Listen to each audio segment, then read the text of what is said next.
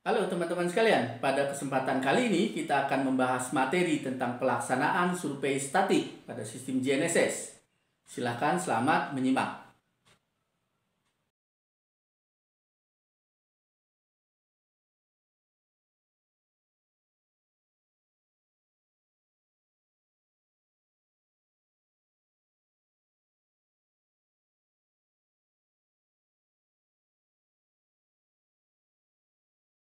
Oke, kali ini kita akan lihat sama-sama bagaimana proses pelaksanaan survei statik ya.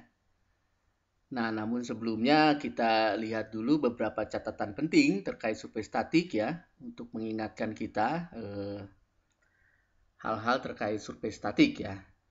Nah, yang pertama, metode survei statik adalah bagian dari metode diferensial pada sistem GNSS GPS. Nah, untuk menentukan titik-titik yang diam ya, yang statik.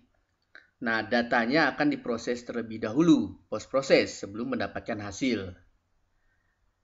Nah, lalu ketika kita bicara diferensial, maka metode survei statik ini memerlukan minimal 2 receiver dan biasanya tipe geodetik ya. Nah, kemudian nanti data utama yang digunakannya adalah data fase. Nah, lalu dalam prosesnya itu akan dibentuk jaring baseline ya, yang terikat kepada minimal satu titik yang telah diketahui koordinatnya atau titik referensi ya, biasa kita sebut. Nah, ini ilustrasi dari baseline yang dibentuk ketika melaksanakan survei statik ya. Dapat dilihat nih baseline membentuk jaringan segitiga, kemudian kita akan ukur dan nantinya setelah itu akan kita olah untuk mendapatkan hasil.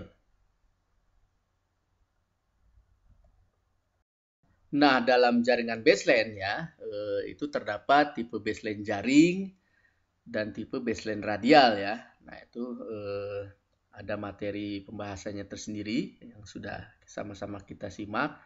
Nah, kemudian ada juga yang namanya baseline trivial yang harus dihindari ya. Baseline trivial itu baseline yang dapat diturunkan dari baseline lainnya pada satu sesi pengamatan. Nah, kemudian semua baseline yang dibentuk nantinya harus diukur atau diamati dan kemudian diolah. Nah, solusi akhir nanti diperoleh melalui proses perataan ya. Nah, kemudian hal penting lainnya terkait survei statik. Nah, ini bisa dilihat pengamatan akan dibuat per sesi, disesuaikan dengan jumlah titik dan jumlah alat ya.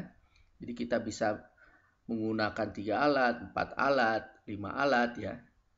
Yang penting minimal harus 2 ya, karena diferensial.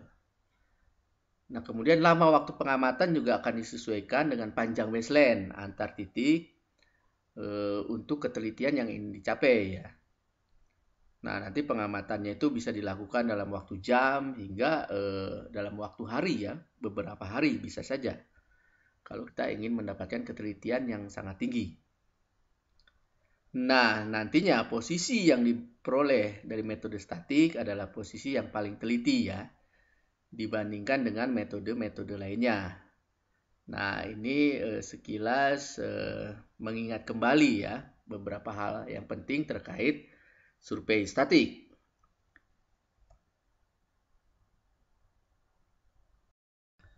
Nah, sebenarnya ada catatan penting lainnya ya yang patut kita lihat terkait dengan survei statik ya. Jadi pelaksanaan survei statik memang metode yang paling rumit di antara metode lainnya ya. Nah, namun demikian seperti telah disampaikan sebelumnya bahwa ketelitian posisinya itu yang paling bagus ya, dapat mencapai nilai milimeter. Nah, selengkapnya gambaran umum pelaksanaan survei statik adalah sebagai berikut ya.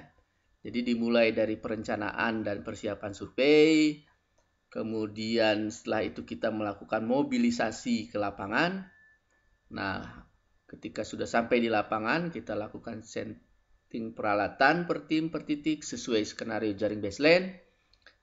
Kemudian ya diukur semua baseline yang direncanakan. Nah, lalu setelah selesai kita bisa melakukan demobilisasi ya. Kemudian disusul dengan manajemen data dan data pre-processing. Nah, selengkapnya gambaran tentang pelaksanaan survei statik, nah dapat kita saksikan bersama-sama sebagai berikut. Nah, ini adalah gambaran ketika kita melakukan perencanaan dan persiapan survei ya. Nah, proses pelaksanaan kegiatan survei statik itu memerlukan perencanaan dan persiapan yang matang ya, karena biasanya melibatkan banyak tim. Di tahap ini, hal-hal yang penting untuk direncanakan dan dipersiapkan dengan baik adalah strategi pengamatan baseline, persiapan tim survei, nah serta penjelasan SOP ya. Nah, ini adalah gambaran ketika kita siap melakukan mobilisasi ke lapangan ya. Jadi setelah semua perencanaan dan persiapan dijalankan dengan baik, maka sampailah pada hari H pelaksanaan survei statik. Sekali lagi, hal-hal terpenting itu bagaimana SOP dijalankan dengan baik, sehingga rangkaian survei dapat dilaksanakan tanpa kendala berarti.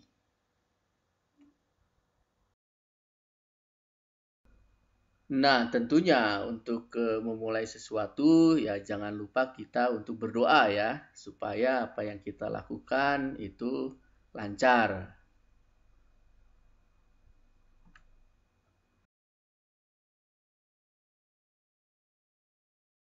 Nah, ini adalah gambaran ketika kita sudah sampai di lokasi tujuan ya, sesuai yang direncanakan untuk melakukan setting peralatan, kemudian nanti mengamati di titik tersebut. Nah, setiap tim itu sudah dilengkapi dengan lokasi-lokasi mana yang harus diukur, kemudian jadwalnya, kapan, berapa lama, lalu lakukan setting alat di situ, lakukan centering, dan lain-lain ya. Termasuk setup di device receiver-nya.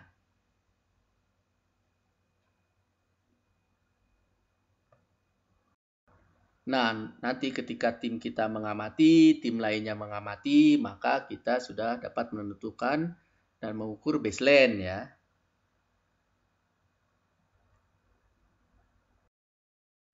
Nah, ketika tim lainnya melakukan juga setting peralatan, kemudian melakukan pengamatan, maka kita bisa mengukur baseline lagi yang lainnya ya.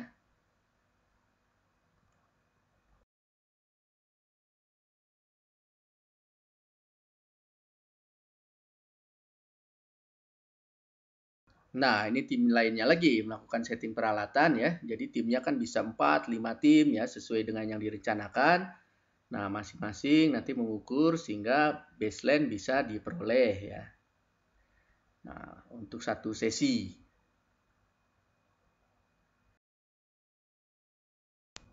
Pada sesi berikutnya, nah beberapa tim itu melakukan moving ya, sesuai dengan baseline yang direncanakan. Ada juga yang tetap diam, nah ada yang sebagian moving ya. Nah, itu disesuaikan.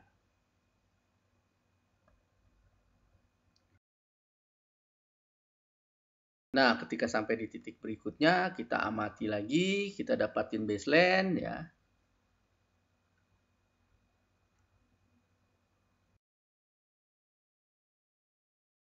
Kemudian beberapa tim kembali melakukan moving ya, sesuai dengan rencana ya, menuju titik-titik berikutnya untuk mengukur baseline-baseline berikutnya. Nah, setelah kita sampai di titik berikutnya, nah kita lakukan setting peralatan, kemudian kita mengamati, nah sampai nanti semua baseline itu terukur ya.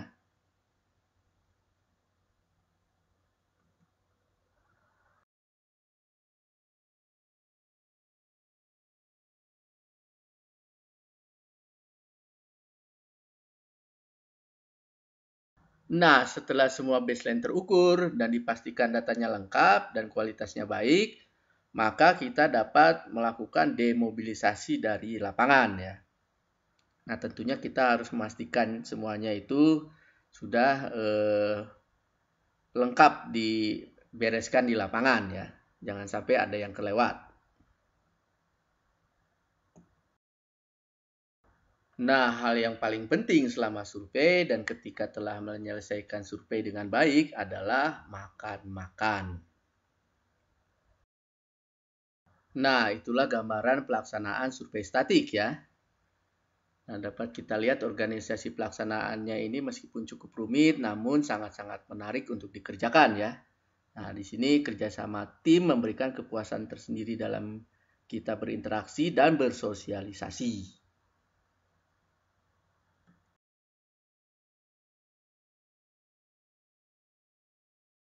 Oke, setelah tadi kita melihat gambaran mengenai pelaksanaan survei statik di lapangan, nah kemudian kita berlanjut ke hal yang penting untuk dicermati yaitu terkait data manajemen ya. Jadi pastikan data-data hasil survei itu disimpan pada media storage dengan baik dan juga ada backupnya karena tidak sedikit kejadian kehilangan data yang sangat merugikan proses survei ya. Nah, ada data-data paling penting yang harus kita perhatikan ya. Itu diantaranya basis data ID titik, tinggi antena tiap titik ya. Yang seolah ini data yang tidak seberapa, tetapi fungsinya sangat vital ya untuk memperoleh ketelitian yang baik dari posisi. Nah, lalu masih terkait dengan data manajemen ya. Nah, ini skenario pengamatan dan pemilihan baseline tiap sesi itu juga merupakan bagian dari data manajemen yang penting. Nah, harus dipastikan dengan baik karena yang mengolah data belum tentu sama dengan yang melakukan pengukuran di lapangan.